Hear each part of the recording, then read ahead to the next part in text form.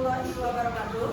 Waalaikumsalam warahmatullahi wabarakatuh. Sebelum kita belajar, kita berdoa dulu ya. Yang pimpin doa siapa?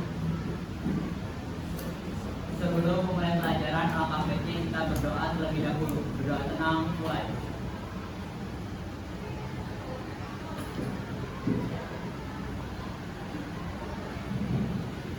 Berdoa selesai. Memberi salam. Assalamualaikum warahmatullahi wabarakatuh. Waalaikumsalam warahmatullahi wabarakatuh. Ibu absen dulu ya. Adnan, Ahmad Nurjaya, Asia,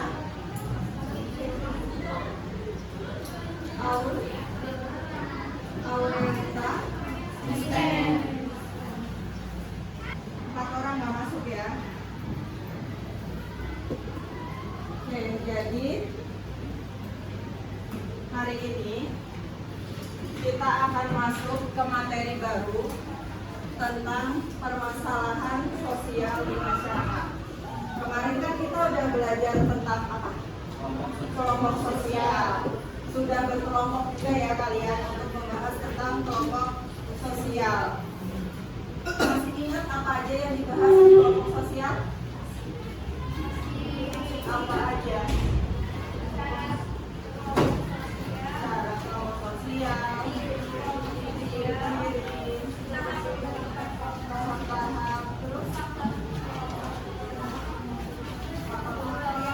terus ada ini ya, klasifikasi kelompok sosial. Ya, materi kemarin sudah selesai, sekarang kita masuk ke materi baru.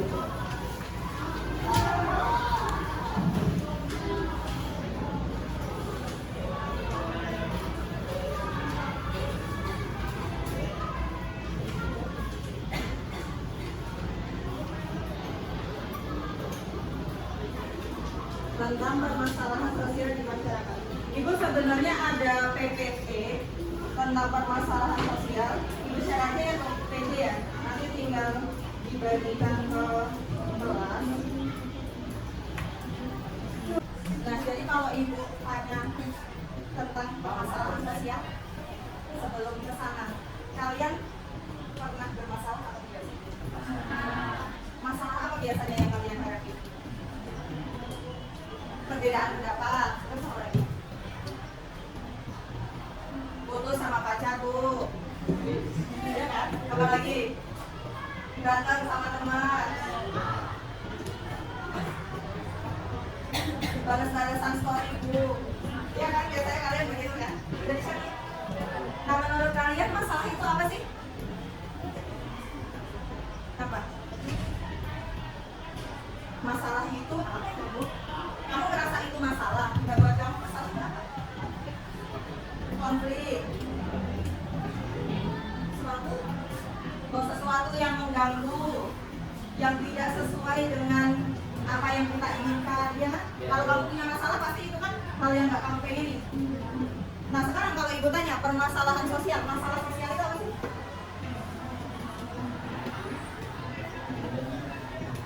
Sesuatu yang masalah yang terjadi di sekitar lingkungan.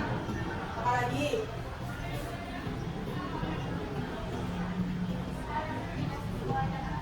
hal-hal yang tidak sesuai dengan lingkungan. Ya, semua itu bisa masuk ya. Kalau kalian lihat dari PPT yang ibu share, permasalahan itu adalah sesuatu yang antara apa yang terjadi dengan apa yang kita inginkan itu tidak sesuai. Bisa yang pertama itu. Terus sekarang kalau ibu tanya, kalau dalam suatu daerah terjadi permasalahan, menurut kalian masalah itu selalu hal yang negatif atau bisa yang positif? Contoh masalah positif dan negatif itu apa sih? Yang negatif dulu kali ya, yang gampang ya. Yang negatif apa? Tawuran, bunuh diri, terus apa lagi? Musim lapar, terus kemiskinan, dan lain-lain ya. Kalau yang positif, masalah tapi memang positif.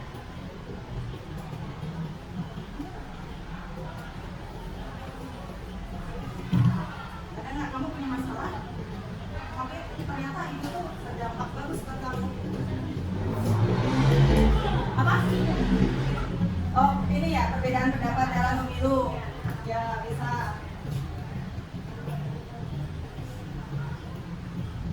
Ya kan, biasanya kalau pemilu itu ada kubu-kubuan ya. Tapi sebenarnya antar kubu itu apakah mereka jahat? Kan tidak ya, mereka hanya mengusung masing-masing calon yang mereka anggap bisa memperbaiki apa ya, pemimpinan ke depan. Selanjutnya ke bawah itu ada karakteristik masalah sosial. Ada 4 ya. Yang pertama ada berhubungan dengan nilai sosial dan lembaga masyarakat. Yang kedua ukuran masalah sosial setiap orang berbeda. Kemudian masalah sosial timbul karena ada dinamika sosial. Lalu ketidaksesuaian unsur kebudayaan dalam masyarakat. Nah ini bahas satu-satu. Yang pertama berhubungan dengan nilai dan norma. Kenapa sih kira-kira kok masalah itu berhubungan dengan nilai dan norma? Masih ingat kan nilai dan norma itu apa? Nilai itu berhubungan dengan yang baik dan yang buruk. Kalau norma berupa aturan. Jadi kenapa kira-kira masalah itu kok berhubungan dengan nilai dan norma?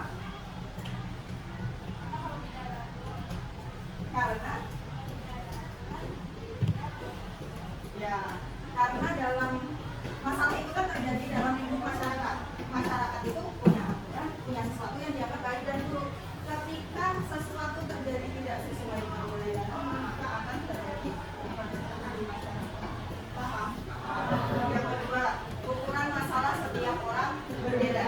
Nah di sini bisa dilihat kalau kita ambil contoh masalah kalian ini bukan ke masyarakat dulu ya, kita ambil masalah secara individu.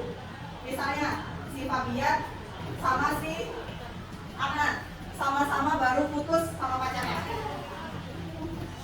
Yang satu putus sama pacarnya, dia ngedor sampai nggak berangkat sekolah. Jalaunya minta ampun. Yang satu putus sekolah, putus pacarnya. Ngapain nggak ada hubungannya ini sama pelajaran? Tetap aja berangkat sekolahnya. Itu contoh dari ukuran masalah setiap orang berbeda. Jadi kita nggak bisa nyamain.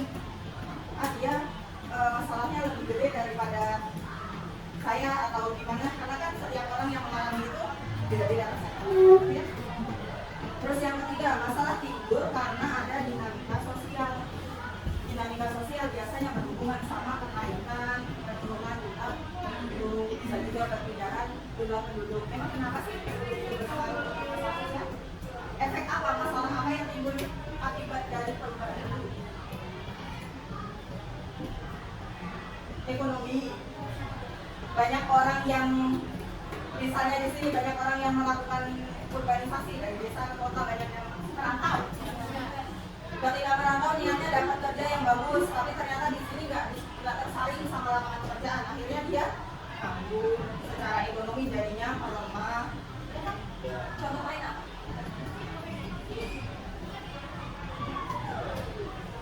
Kalau dari segi pendidikan bisa nggak? Bisa.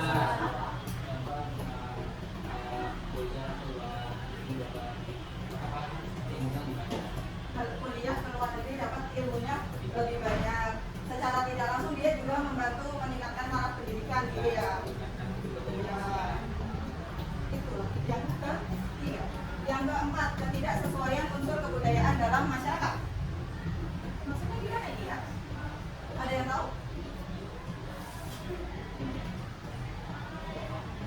Apa ini? Kok ketidaksesuaian? Maksudnya apa?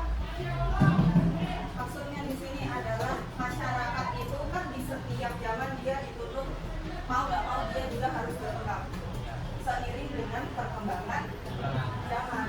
Perkembangan zaman itu macam-macam ya, bisa dari komunikasinya berkembang, alat transportasinya, alat untuk membantu pemenuhan kebutuhan ya. Contoh gampangnya kayak gini deh. kalau di zaman dulu orang atau petani dia kalau membajak sawahnya pakai kerbau, bantuan hewan. Kalau sekarang ada mesin yang membantu dia kan. Nah itu. Terus kalau misalnya kita ambil contoh lagi dari segi komunikasi, iya, dulu pakai surat, butuh waktu yang lama untuk berkomunikasi dengan orang. Kamu mau nembak cewek aja butuh waktu lama untuk dibalas dulu. Kalau sekarang cukup pakai chat, yang penting udah checklist 2, udah biru, udah tersampaikan ya.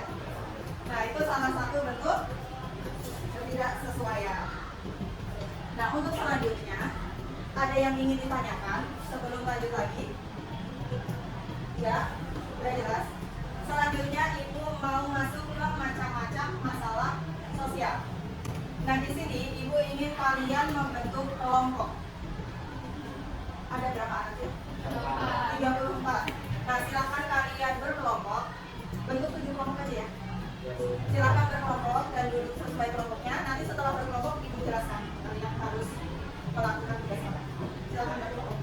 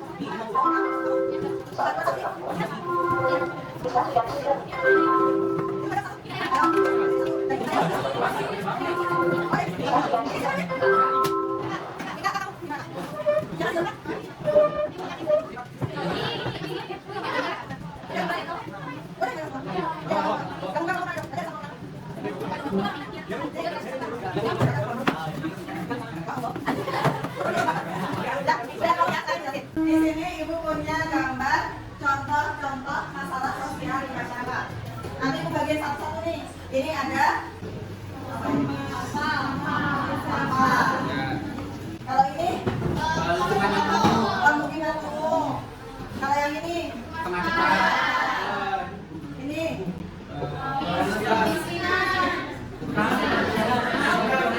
pengemis, pemulung, gelandangan ya.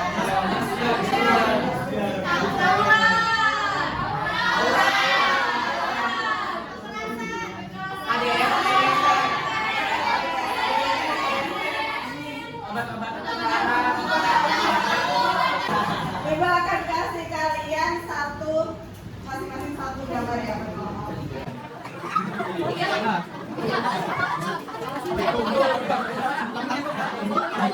Nah, sekarang lagi tugas kalian adalah menganalisis. Yang pertama, kamu lihat itu adalah gambar masalah sosial tentang apa? Tadi udah disebutin tuh. Masalah sosial tentang apa ya? Yang kedua, kamu cari tahu faktor penyebab masalah itu apa.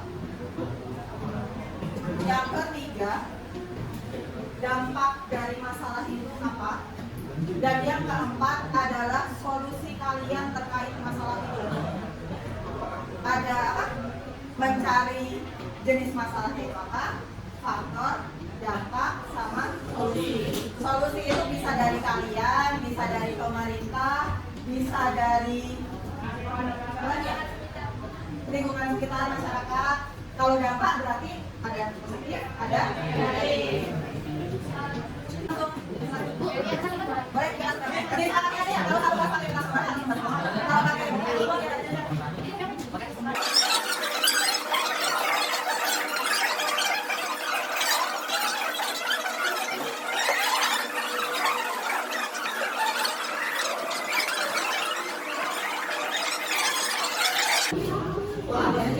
satu, dua, tiga, empat, lima, enam.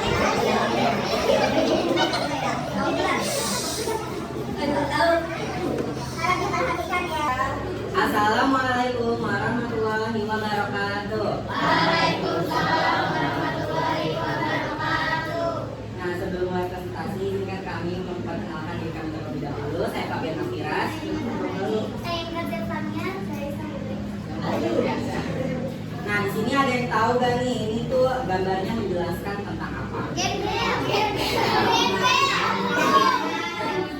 Nah, untuk penjelasan lebih lanjutnya akan dijelaskan oleh teman kami. Pertama, permasalahan tentang pengemis. Gepeng. Gelandangan dan pengemis merupakan suatu fenomena sosial yang harus ditanggapi dengan serius. Fenomena ini semakin lama semakin memperhatikan. Meskipun pemerintah selalu berusaha untuk mengurangi populasi gepeng melalui operasi penertiban yang dilakukan oleh satuan polisi. Namun prasa maupun polisi, namun tetap saja jumlah gepeng seperti tidak pernah berkurang, bahkan cenderung bertambah. Faktor-faktor penyebab gepeng: satu, tidak mampu bekerja; kedua, tidak punya modal usaha; tiga, tidak punya keterampilan kerja; empat, tidak punya pilihan lain; lima, lebih suka menjadi. Nah, di sini ada dampak positif dan dampak negatifnya. Dampak positifnya itu ada kemanusiaan, mengurangi kelaparan. Jadi kalau misalkan kita memberikan uang gitu ke pengemis, itu bisa mengurangi, membantu dia untuk kelaparan. Terus juga bisa mengurangi penderitaannya, terus juga bisa meningkatkan kesejahteraannya. Nah, meningkatkan kesejahteraan di sini itu kayak misalkan ada seorang yang baik gitu, influencer atau apa, memberikan dia fasilitas rumah atau tempat tinggal seperti itu. Nah, untuk dampak negatifnya adalah menghambat pembangunan, terus juga mengganggu tatanan lingkungan, terus juga menimbulkan gambaran buruk. Jadi dilihat oleh orang-orang tuh seperti ya sesuatu yang buruk gitu. Lalu di sini ada solusi untuk masalah pengemis sama gelandangan menurut pemerintah, yaitu melakukan rehabilitasi sosial seperti menyediakan penampungan atau bimbingan dan pelatihan keterampilan untuk meningkatkan kesejahteraan pengemis. Lalu pemerintah daerah dapat menerapkan kebijakan sesuai kondisi setempat untuk menangani masalah ini. Nah, dari presentasi yang sudah kami jelaskan, adakah ingin pertanyaan? Kurnia, ya. Apa peran masyarakat dalam penanggulangan gembel?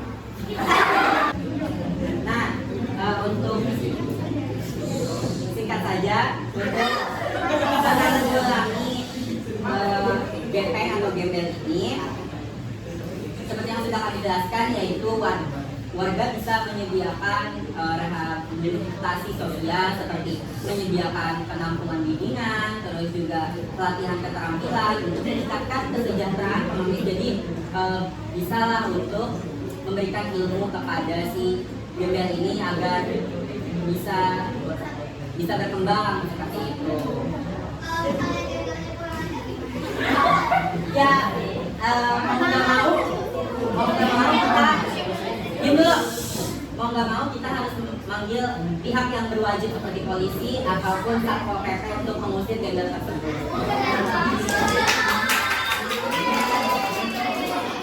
Ya, mungkin sekian itu dia presentasi tentang gembel dari kami.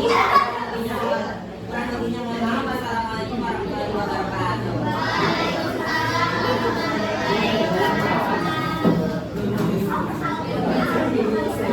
Ya, tadi presentasi tentang gepeng, gelandangan dan pengemis itu udah bagus banget ya. Kalau memang benar solusinya itu diberikan pelatihan, tapi kalau orangnya nggak mau, kadang ada yang melawan kan, nggak pengen beginilah, nggak pengen begitu, kadang ditertibkan juga susah. Ya itu sebenarnya kembali ke masing-masing. Pemerintah mengupayakan, kan itu bisa mengganggu pemandangan jalan juga ya kalau dia.